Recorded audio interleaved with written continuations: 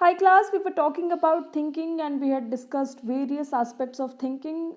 Thinking refers to examining how people think. We had talked about how it leads to problem solving, how it helps in decision making. हम जब सुबह उठते हैं और रात को सोने तक हम कई सारे ख्याल हमारे दिमाग से गुजरते हैं, बहुत सारी चीज़ों के बारे में सोचते हैं, consciously, subconsciously, voluntarily, involuntarily. And we had also talked about how it causes cognitive bias, how it also leads to cognitive distortion. बहुत सारी चीज़ें हैं जो कि हमें बहुत हेल्प करती हैं अपना दिन ऑर्गेनाइज करने में. It helps us in organizing our thoughts. It helps us in determining our priorities throughout the day. It helps us in a systematic structuring of our day, how it should shape, how it should look like. बहुत सारी चीज़ें तो हम अपने दिमाग में ही कर लेते हैं. इट्स बेटर कि हमारा दिमाग जो है वो पॉजिटिव ख्यालों से भरा हो, नेगेटिव थॉट्स ना आए. Thinking involves concentration, memory, literacy, speech comprehension, speaking in some way or the other. All these elements are also related to thinking. It also augments thinking, and all of it works together in a cohesive manner. Concentration, as in, let's just say, even if you want to drive, तो thinking आपको इतना help करता है to concentrate कि आप अपना drive कर लें.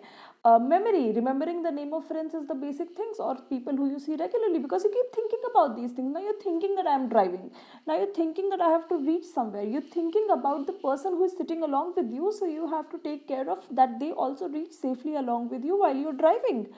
Memory, because you are aware of what are the group dynamics, what are the family dynamics, what pleases people, what helps you in making friends, what will please other people. It will not look nicer, because if you probably meet somebody regular on a regular basis, और आप 4-5 दिन बाद उसका नाम पूछे या फिर हर 4-5 दिन पर उसका नाम पूछते रहें, the person might just feel that you are rude और you just don't care enough.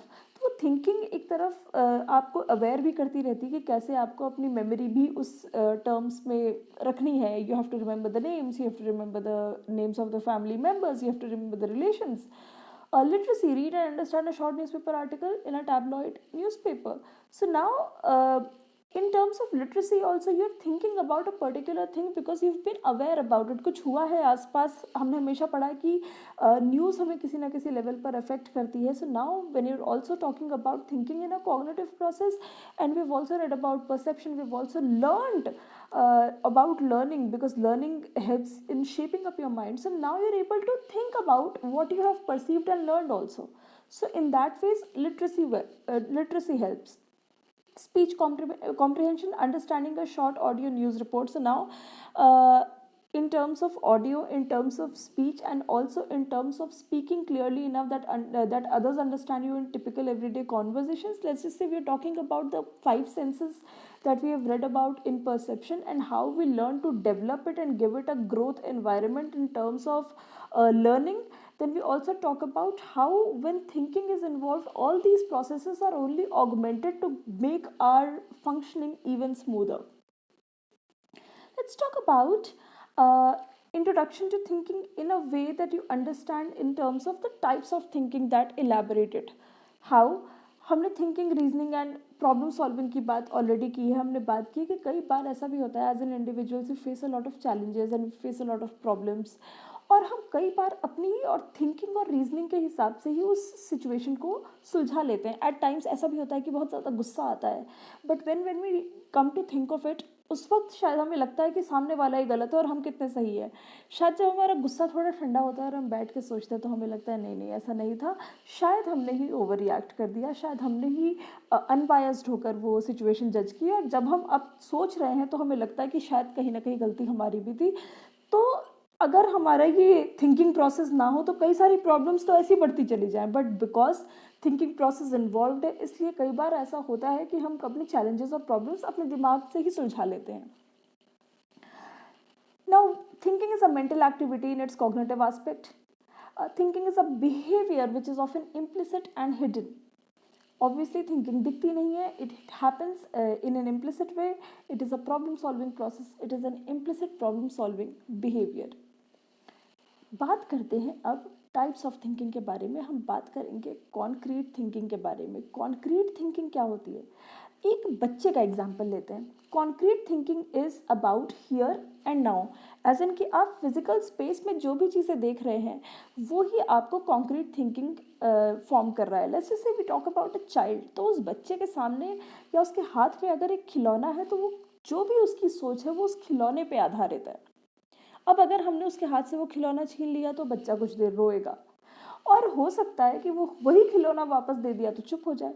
ऐसा भी हो सकता है कि हमने वो खिलौना उससे छीन लिया, वो रोया, और हमने कोई और खिलौना उसके हाथ में दे दिया. So now all his attention is now on the new toy. तो अब वो पुराने वाले को भूल गया. अब उसके सामने जो कॉन्क्रीट थिंकिंग है वो शेप कर रही है because of the new toy which is in front of his eyes. तो concrete thinking. On the other hand abstract thinking is just the opposite of concrete thinking. कि we try to read between the lines. It is when someone you can think about things that aren't physically in front of them. You can think of an object you just saw, think of philosophies, keep a set of principles in your head. हम कई सारी चीज़ों के बारे में सोच सकते हैं. Example humour also. हमने एज अ कॉमेडियन कोई चीज़ ऑब्जर्व की और हमने सिचुएशनल जोक बना दिया. Now it has a satire, it has sarcasm, it has a funny humorous tint of taunt, and that appeals to the audience and we laugh about it at times, where that's how we are able to distinguish between a humor and a reality or a taunt. हमें पता होता है कि ये वाला मजाक अगर मजाक के तौर पर ना लिया तो कोई बुरा भी मान सकता है. There is a very thin line, and हम कई बार समझ जाते हैं कि अरे ये रियलिटी नहीं है, ये सिर्फ मजाक है, इसलिए हम उस बात का बुरा नहीं मानते. So all of these things happens due to these things. We'll talk about other aspects also. We'll talk about reflective thinking. ये तो बहुत होता है, और ये कैसे होता है मैं बताती हूँ. जैसे कि आप अपने कॉलेज लेट पहुँचे और आपको बहुत डांट पड़ी, या फिर आप अपने वर्क प्लेस पर लेट पहुँचे और आपका हाफ डे लग गया. तो ऐसे में आप क्या करते हैं, आपको पता होता है कि अगली बार मुझे क्या नहीं करना है, मुझे जल्दी उठना है, मुझे अपने कॉलेज जल्दी पहुंचना है, और वो इस तरीके से मैं बदल लूँगी. ये तो आप आई थिंक जिस दिन लेट होते हैं उसी दिन सोच लेते हैं. तो ये रिफ्लेक्टिव थिंकिंग है. When you are reflecting back on something, it aims in solving complex problems, thus requires reorganization of the relevant experiences to a situation or removing obstacles. तो आपको पता है कि अगर आपको रोज़ पहुँचने में ये रूट की दिक्कत आती है, you forget the way or probably you're not able to find a conveyance, then from the next day you will try to leave half an hour early to manage to also keep a buffer time. तो आपने क्या किया, problem solving कर ली, आपने reflect back किया, आपने एक complex obstacle देखा, आपने उसको सॉल्व किया, एंड यू हैव मेंटेन कि मैं इस तरीके से करूँगी ताकि अगली बार मैं लेट ना हूँ.